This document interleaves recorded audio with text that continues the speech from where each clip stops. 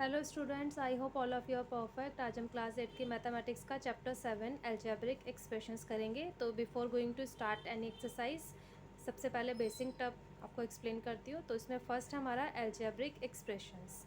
When a combination of some expressions with constants and variables is connected by some mathematical operations like plus, minus, divide, multiply is called algebraic expression. It means कि जब हमारे पास constant और variable का एक combination होगा जिसे हम connect करेंगे मैथमेटिकल ऑपरेशंस, जो हमारे 4 ऑपरेशंस होते हैं प्लस माइनस मल्टीप्लाई डिवाइड से, तो जो हमारे कॉम्बिनेशन आएगा, जो एक्सप्रेशन हमारी बनेगी, उस एक्सप्रेशन को हम कहते हैं एल्जेब्रिक एक्सप्रेशन। अब आगे separate expression are called terms of expression. जो हमारी सेपरेट एक्सप्रेशन होती है उसे हम कहते हैं टर्म ऑफ एक्सप्रेशन। अब आता है next, constant and variable. A fix numerical value of a symbol is called a constant. जो हमारी न्यूमेरिकल वैल्यू फिक्स जो होती है उसका जो होता है वो हमारा होता है constant. For example 5 minus 3/2 etcetera, एक फिक्स न्यूमेरिकल वैल्यू है हमारी, तो ये हमारा होगा कांस्टेंट। फिर नेक्स्ट आता है a symbol which has various numerical values is called a variable. वो सिंबल जिसके लिए हमारे पास जो है कई न्यूमेरिकल वैल्यूज़ होती है उसे हम कहेंगे variable. Just for example 3x AB etcetera. 3x यानी कि x की वैल्यू अगर हम 1 रखेंगे तो हमारा 1 आ जाएगा। 3 इंटू 1 2 रखेंगे तो 3 2 6 एंड सो ऑन। अब नेक्स्ट आता है टर्म।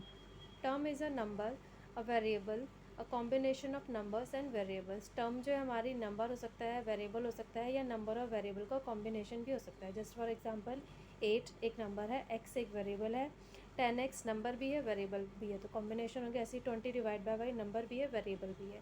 तो ये सब हमारी होंगी टर्म्स। अब आता है टाइप ऑफ टर्म। हमारे पास दो टाइप की टर्म्स होती है, लाइक टर्म्स और अनलाइक टर्म्स।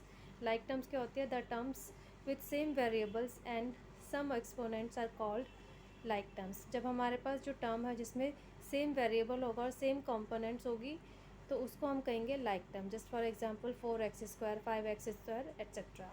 फिर हमारा unlike terms. The terms with different variable and exponents are called unlike terms. जब हमारे पास डिफरेंट वेरिएबल और डिफरेंट एक्सपोनेंट्स होगी तो वो होती है हमारी unlike term. Just for example 2x² y, 3xy², 4x³ 5xy5 etcetera. देखिए हर एक की टर्म जो हमारी अलग है और एक्सपोनेंट्स भी, वेरिएबल भी अलग है, एक्सपोनेंट्स भी अलग है। तो जब हमारी वेरिएबल और एक्सपोनेंट सेम होगा दैट इज़ वो लाइक टर्म है, और जब डिफरेंट होगा तो वो अनलाइक टर्म्स है। अब आता है factor and coefficient. When two or more terms are multiplied, each of the constant or variable which forms the product is called factor of the product. जब हमारे पास दो या दो से ज़्यादा टर्म को हम मल्टीप्लाई करते हैं तो हमारा जो होता है उसे हम कहेंगे factor of the product. Just for example 3x and y are the factors of 3xy। 3xy हमारा अगर एक क्वेश्चन है तो इसमें 3x और y हमारे होंगे इसके फैक्टर्स। अब आता है next coefficient. Any factor of a term is called the coefficient of the remaining terms. जो हमारा एक फैक्टर होगा वो नेक्स्ट जो रिमेनिंग हमारा टर्म होगा उसके लिए कोएफिशिएंट होगा। जस्ट फॉर एग्जांपल अगर हमारे पास एक अलजेब्रिक टर्म है 8yz, तो 8 इज़ अ कोएफिशिएंट ऑफ जो रिमेनिंग बचा yz। 8y is a coefficient of z, 8z is a coefficient of y and so on. कई सारे हमारे इसके कॉम्बिनेशन हम बना सकते हैं। तो जो भी आप लेंगे वेरिएबल लेंगे, जो भी आप ले रहे हैं फैक्टर, वो रिमेनिंग के लिए जो है कोएफिशिएंट होगा। Here numerical factor of a term is called the numerical coefficient. अगर न्यूमेरिकल फैक्टर है तो वो न्यूमेरिकल कोएफिशिएंट हमारा कहलाएगा। अब आता है टाइप्स ऑफ अलजेब्रिक एक्सप्रेशन। हमारे पास अलजेब्रिक एक्सप्रेशन के कितने टाइप्स होते हैं? फर्स्ट आता है monomial. N algebraic expression which contains only one term is called monomial. जिसके पास सिर्फ एक टर्म होगी वो हमारी होती है मोनोमियल। जैसे just for example 2, 3/5, 7x etcetera, एक एक टर्म है इनके पास, तो ये हमारी मोनोमियल। फिर है binomial. N algebraic expression which contains to terms is called binomial. जो अलजेब्रिक एक्सप्रेशन है जिसके पास टू टर्म्स होगी वो हमारी होती है binomial. Just for example 7 + 2x, two terms हो गई, x + y ये भी टू टर्म्स हो गई एट्सेट्रा। अब नेक्स्ट है trinomial. N algebraic expression which contains three terms is called trinomial. जिसमें थ्री टर्म्स होगी उसे हम कहते हैं ट्राइनोमियल्स। जैसे 8 + x + y, थ्री टर्म्स है यहाँ पर। ऐसे ही सेम नेक्स्ट एग्जांपल में 7x 2y + 11, तो ये भी हमारी थ्री टर्म्स है। तो इस टाइप की अगर हमारी एक्सप्रेशन है तो वो होगी ट्राइनोमियल। फिर नेक्स्ट आता है polynomial. An algebraic expression which contains two or more terms and where the variable have only non negative integral power is called a polynomial. हमारे पास अलजेब्रिक एक्सप्रेशन में 2 या 2 से ज़्यादा टर्म्स हो सकती है, और जो हमारी पावर होगी इसमें, जो भी वेरिएबल की पावर्स है वो नॉन नेगेटिव इंटीग्रल पावर होगी। तो इस टाइप की अगर हमारी एक्सप्रेशन है तो वो होगी polynomial. Just for example 4 - 5x + 8x² - 3/7x³ is a polynomial in one variable x, क्योंकि इसमें एक x वन ही वेरिएबल है। फिर नेक्स्ट है 5x - 3xy + 4x² + 7y + 3/8xy². It is also a polynomial of two variables, क्योंकि we have two variables x and y. Next example में है 8 + 3x⁴ + 4x। ये हमारी एक सिंपल एक्सप्रेशन है, क्योंकि पावर यहाँ पर जो है हमारी नॉन नेगेटिव इंटीग्रल नहीं है, तो इसी में वही लिखेंगे, it is an expression but it is not a polynomial because it contains the term x having the power 1/2 which is not a non negative integral, क्योंकि नॉन नेगेटिव इंटीग्रल नहीं है, इट इज़ अ फ्रैक्शन। अब next आता है degree of polynomial. The degree of polynomials in 1, 2 or more variables is as follows. Degree of polynomial जो होता है 1, 2 or मोर हो सकता है। फर्स्ट इसमें हम करते हैं पॉलिनॉमियल्स इन वन वेरिएबल, एक वेरिएबल में। The highest power of the variable is called the degree of polynomials in case of polynomials in one variable. अगर हमारे पास एक वेरिएबल वाली पॉलिनॉमियल है तो उसमें जो हाइएस्ट पावर होगी वो हमारी होगी degree of polynomial. Just for example 3x² - 2x + 5 is a polynomial in x of degree 2, क्योंकि हमारे पास पावर सबसे हाईएस्ट है 2, तो ये हमारी डिग्री हो जाएगी इसकी 2। फिर नेक्स्ट है 4x - 8x³ is a polynomial in x of degree 3, क्योंकि x की पावर हमारे पास यहाँ पर है 3। अब नेक्स्ट है polynomials in 2 or more variables. अगर हमारे पास 2 या 2 से ज़्यादा वेरिएबल्स है उसमें हम डिग्री कैसे फाइंड आउट करेंगे।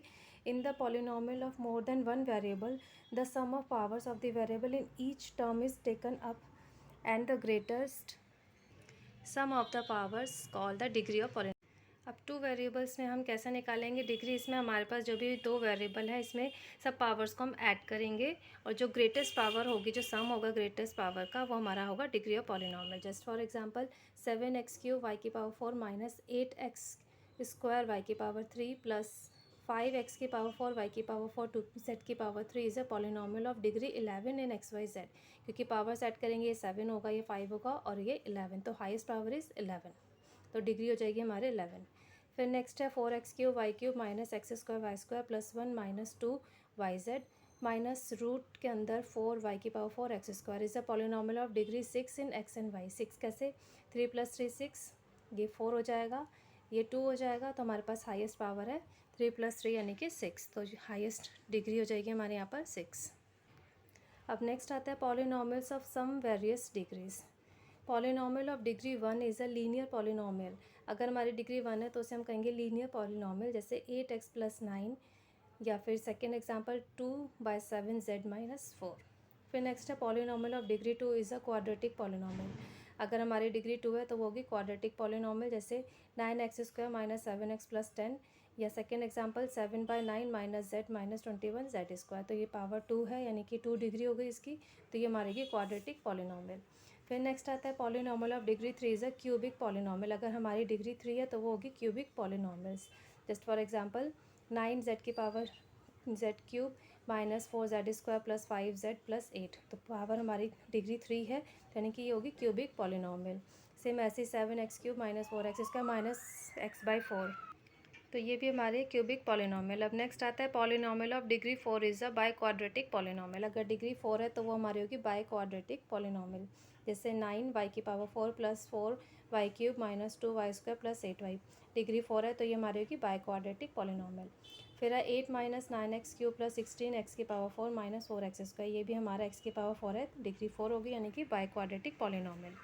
अब नेक्स्ट आता है constant polynomials. A constant polynomial has only one term consisting of constant। इसमें हमारे पास एक कांस्टेंट होगा, एक ही टर्म होगी, जैसे for example 3 - 4 - 5 etcetera. The degree of constant polynomial is 0। जो हमारी कांस्टेंट पॉलिनॉमियल की डिग्री होती है वो होती है हमारी 0।